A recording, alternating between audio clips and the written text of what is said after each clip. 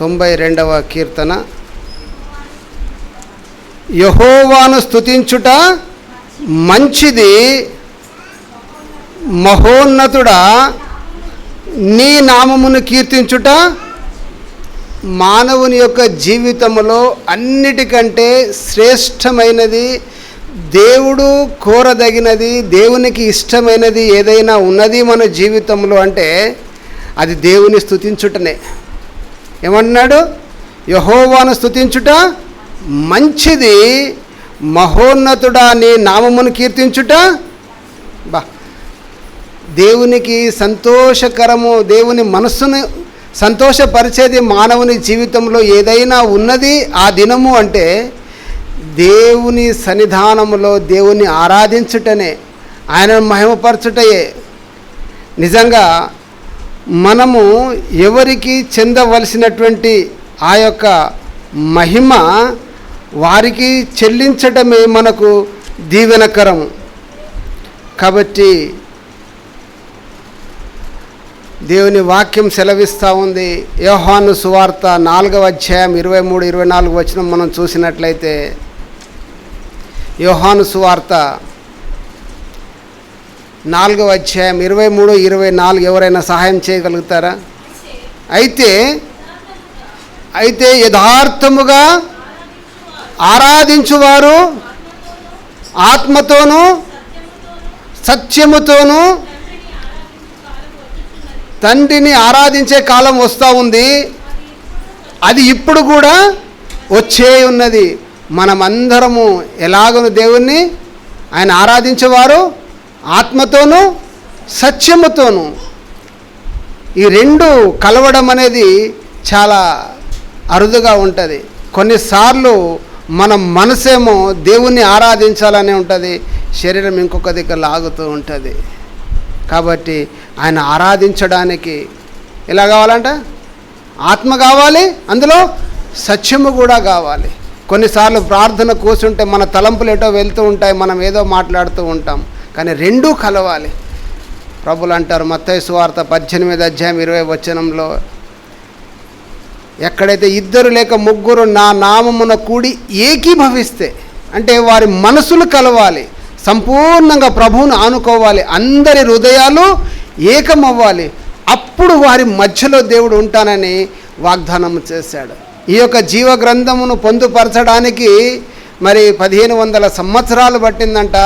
ఎంతోమంది దైవజనులు వారు ప్రయాసపడి ఈ యొక్క గ్రంథాన్ని రచించడము జరిగింది.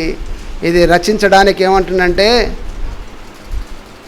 ప్రవచనములు ఎప్పుడు మనిషిని ఇచ్చను బట్టి కలగలేదు, కానీ మనుషులు పరిశుద్ధాత్మ వలన ప్రేరేపింపబడిన వారై దేవుని మూలముగా పలికిరి అనేటటువంటి మాట. అంటే ఇది జీవగ్రంథం రాయడానికి పరిశుద్ధాత్మ దేవుడు సహాయం చేయడం ద్వారా ఈ విధంగా మన చేతికి జీవగ్రంథం వచ్చింది. మనం ఈ దేవుని సత్యాన్ని తెలుసుకొని ఆరాధిస్తున్నామంటే నిజంగా మనం ఎంతో అదృష్టవంతులము. ఇలాగ ఆరాధించేటటువంటి పరిస్థితి అనేకులకు లేదు. మనము టీవీలో పెట్టుకుంటే ఇక్కడ కనబడతా ఉంది. ఆ యొక్క కేరళ ప్రాంతంలో ఎక్కడ చూస్తే 5 గ్రామాలు కూడా కనబడటం లేదు, ఆనవాళ్ళు కనబడటం లేదు. వాళ్ళకంటే మనం మంచి వాళ్ళమని చెప్పటం లేదు, కానీ దేవుడు సజీవులంగా ఉండి దేవుని ఆరాధించే భాగ్యమును దేవుడు మనకు దయచేస్తూ ఉన్నాడు. ఇంకా ఎక్కువగా దేవుని సమీపమున ఉండి ఆయన మహిమపరచడానికి ఆయన ఆరాధించేవారు ఆత్మతోనూ సత్యముతోనూ ఆరాధించాలంట. తండ్రిని ఆరాధించేవారు అలాంటి వారు కావాలి అని ప్రభు ఇష్టపడుతున్నారు. అబ్రహాం అయ్య గారు ఒక మాట అంటూ ఉన్నారు.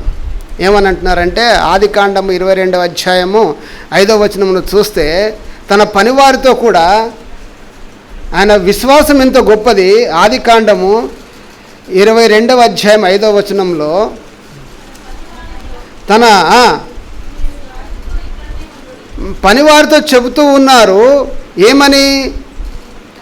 మీ గాడితో ఇక్కడనే ఉండుడి, నేనును ఈ చిన్నవాడును అక్కడికి వెళ్ళి దేవునికి మ్రొక్కి మరలా మీ యొద్దకు వస్తామంటున్నాడు. దేవునికి మ్రొక్కడం అంటే దేవుని ఆరాధించడము, దేవుని సేవించడము.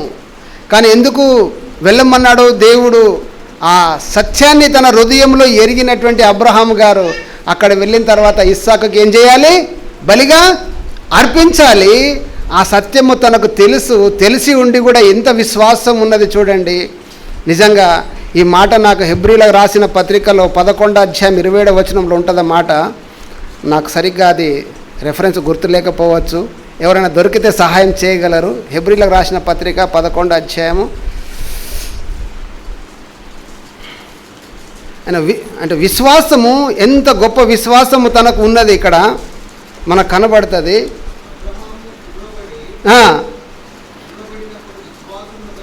విశ్వాసమును బట్టి పిలుపుకు లోబడ్డారు.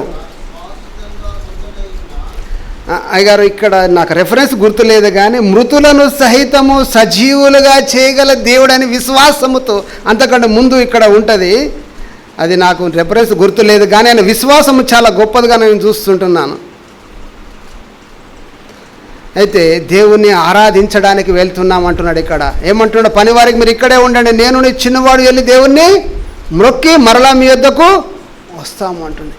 ఎవరిని ఆరాధించడానికి అని మొక్కడం అంటే దేవుణ్ణి ఆరాధించడం, దేవుణ్ణి సేవించడం, దేవుని మహిమపరచడము తన జీవితంలో, అబ్రహాం గారి జీవితం మనము చూస్తూ ఉంటున్నాం. ఇంకా మనం చూస్తే ప్రకటన గ్రంథములో చాలా మంచి విషయాలు కూడా ఇక్కడ మనం చూస్తూ ఉంటున్నాం.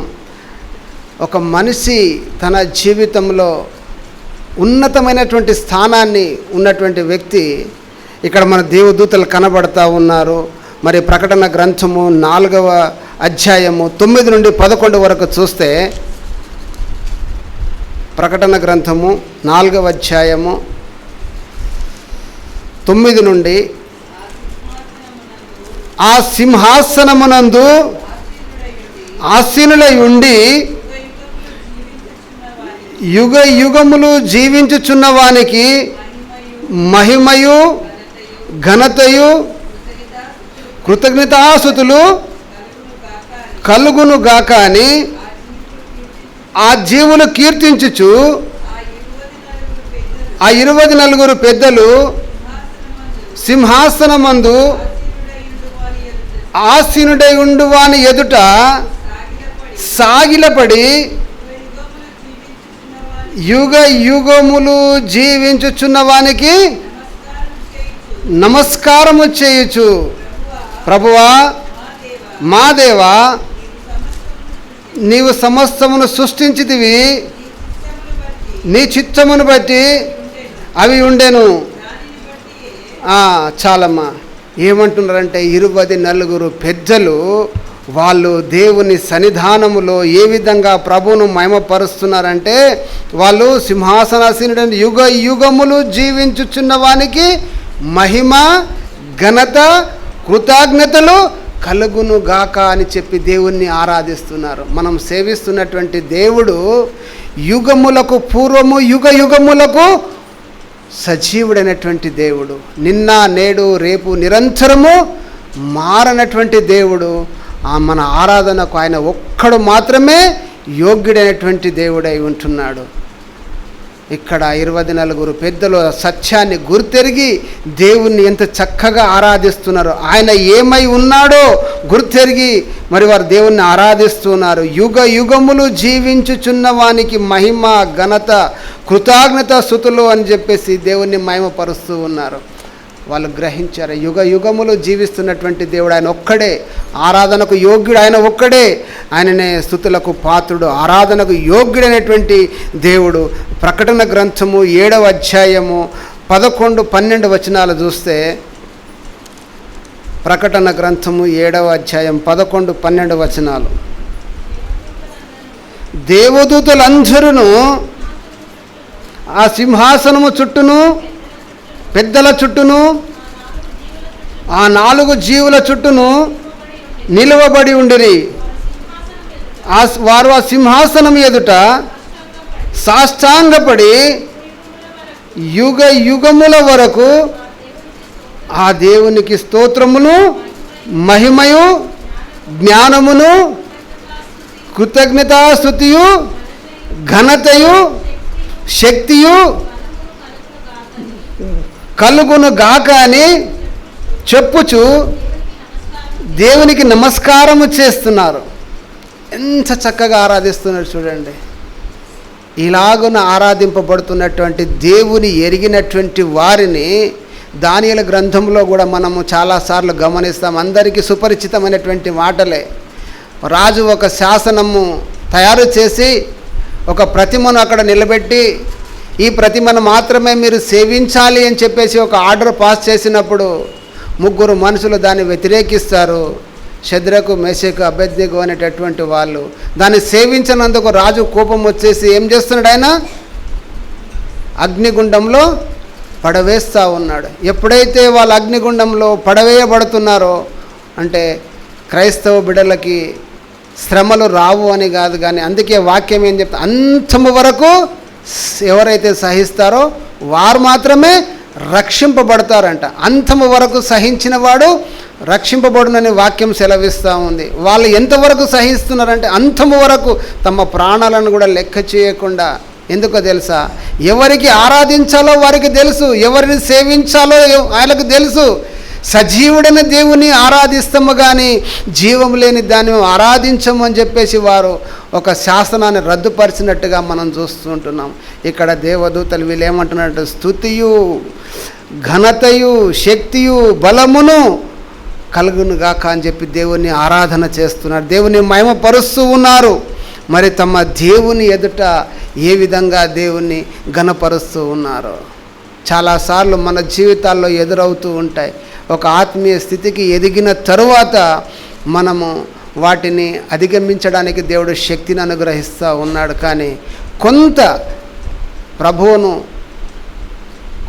కొత్తగా రక్షింపబడినటువంటి వారి జీవితంలో చాలా సంఘటనలు, చాలా సమస్యలు, పోరాటాలు మనం చూస్తూ ఉంటాం. ఎందుకంటే ఆ కుటుంబాన్ని చూసుకోవాలి, వాళ్ళ సాంప్రదాయాన్ని చూసుకోవాలని చెప్పేసి చాలామంది ప్రభును మహిమపరచలేకపోతూ ఉన్నారు. నా కుటుంబంలో నేను చూస్తూ ఉన్నాను. అలాగున్నగాక, ఎందుకంటే ఇక్కడ మనుషులను సంతోషపెట్టాలని బయటకు వెళ్ళినప్పుడు మనసులను సంతోషపెట్టి మరి దేవుని సన్నిధానానికి వచ్చినప్పుడు దేవుని సంతోషపెట్టే సతమతం అవుతూ ఉన్నటువంటి పరిస్థితులు మనం గమనిస్తూ ఉన్నాం. కానీ నిజమైన తమ దేవుని ఎరిగినటువంటి వారు తమ ప్రాణాలను కూడా లెక్క చేయకుండా ప్రభువును మాత్రమే సేవించినట్టుగా, ఆయన మాత్రం వెంబడించినట్టుగా మనం చూస్తూ ఉంటున్నాం. ఇందులోనే 11వ అధ్యాయము 16-17 వచనాలు చూద్దాం. ప్రకటన గ్రంథములోనే 11వ అధ్యాయము 16-17 వచనాలు చూద్దాం. అంతటా దేవుని ఎదుట ఆ సింహాసనాసీనులకు ఆ 24 పెద్దలు సాష్టాంగపడి దేవునికి నమస్కారము చేసి, వర్తమాన భూత కాలములో ఉండు దేవుడైన ప్రభువా, సర్వాధికారి, నీవు నీ మహాబలమును స్వీకరించి ఏలుచున్నావు గనుక మేము నీకు కృతజ్ఞతాస్తుతులు చెల్లించుచున్నాము. ఎలాగంట? ఆయన గుణగణాలు ఏంటో, ఆయన ఏమై ఉన్నాడో, ఆయనను ఒక్కొక్క మాటను వారు వర్ణిస్తూ దేవుణ్ణి మహిమపరుస్తున్నారు.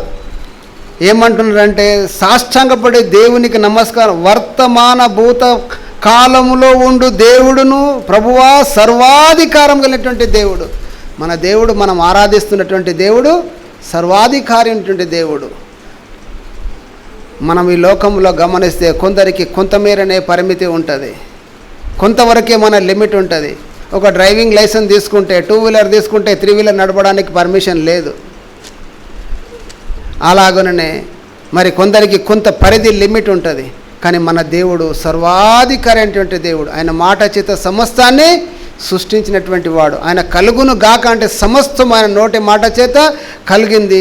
ఆ విషయాన్ని గుర్తెరిగినట్టు సర్వాధికారి నీవు నీ మహాబలమును స్వీకరించి ఏలుచున్నావు గనుక మేము నీకు కృతజ్ఞతాస్తుతులు చెల్లిస్తున్నాము. ఆ దేవాది దేవునికి మనము చెల్లించవలసినటువంటి యథార్థమైనటువంటి హృదయముతో ప్రభు ఏమై ఉన్నాడో వ్యక్తిగతంగా మన జీవితంలో గుర్తెరిగి ఆ దేవుణ్ణి ఆరాధిస్తే ప్రభు సంతోషిస్తాడు. అందరూ ఆరాధిస్తున్నారు కదా, నేను కూడా ఆరాధిస్తాను అంటే, అందరూ పలికిన మాటలు నేను పలుకుతానంటే, వ్యక్తిగతంగా దేవునికి మనకు సత్సంబంధం ఉండాలి. దేవుడు ఏమై ఉన్నాడో మన జీవితం అనుభవించి ఆ దేవుని గుర్తెరిగి ఆయనను ఆరాధించగలగాలి. అప్పుడే ప్రభు సంతోషిస్తాడు. ఆ యొక్క ఆరాధనను దేవుడు స్వీకరిస్తాడు. అప్పుడు అంటాడు, వారు వేడుకొనుచుంటుండగా నేను వారి మనవిని ఆలకించును అంటాడు. అలాగున్న దేవుడు మనందరినీ దీవించును గాక.